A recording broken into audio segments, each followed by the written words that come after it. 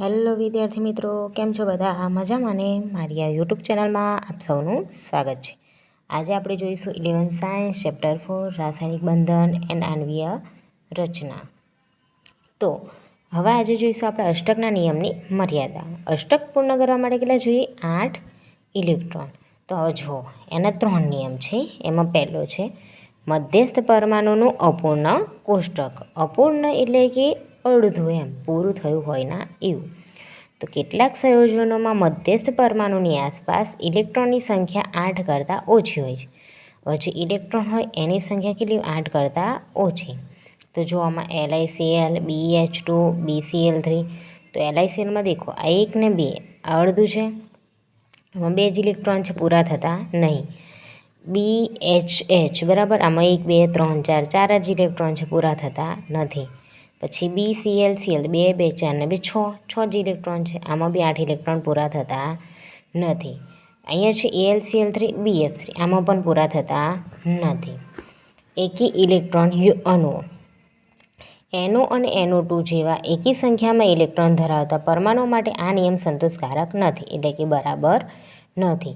તો N બરાબર O, એટલે કે Nની આજુબાજુ દેખે 1 2 3 4 ને 5 2 ઇલેક્ટ્રોન આવેલા, એટલે 5 2 2 4 ને 2 6, આના બી 6 ઇલેક્ટ્રોન, એટલે 8 પૂરા થતા નહીં. હવે અહીં જો 1 2 3 4 ને 5 એવી 5 ઇલેક્ટ્રોન છે, આના બી પૂરા થતા નથી, એટલે કે આ સંતોષકારક નથી. 8 ઇલેક્ટ્રોન હોવા જોઈએ, પણ આમાં 8 હોતા નથી.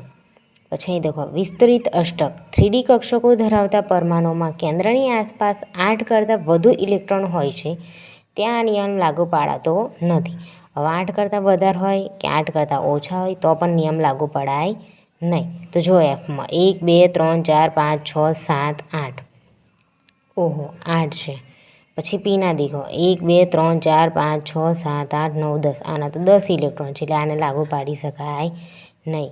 P માટે ઇલેક્ટ્રોન ગણીએ તો 1 2 3 4 5 6 7 8 9 10 10 ઇલેક્ટ્રોન થયા, એટલે આના માટે લાગુ પાડી શકાય નહીં. અષ્ટકનો નિયમ ખાલી 8 ઇલેક્ટ્રોન માટે લાગુ પડાય. આવી રીતના 10 ઇલેક્ટ્રોન કે 8 ઇલેક્ટ્રોન માટે લાગુ પાડી શકાય નહીં. હવે એની અન્ય ખામીઓ, અણુઓનો આકાર સમજાવી શકાતો નથી. બીજું, અણુની સ્થાયીતા તથા ઉર્જા સમજાવી શકાતો નથી. કેટલાક ઉમદા વાયુ ઓક્સિજન અને ફ્લોરિન સાથે જોડાય છે. જો આની અંદર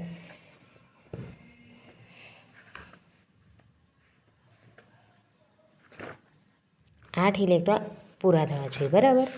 તો જો પહેલાં તો LiCl, તો Liનો 1 ઇલેક્ટ્રોન અને Clનો 1 ઇલેક્ટ્રોન, તો 1 ને 1 2 જ ઇલેક્ટ્રોન થયા, તો આ નિયમ પાડી શકાય નહીં. હવે N ડબલ બોન્ડ O માટે, બરાબર, N 1 2 3 1 2 3 4, બરાબર.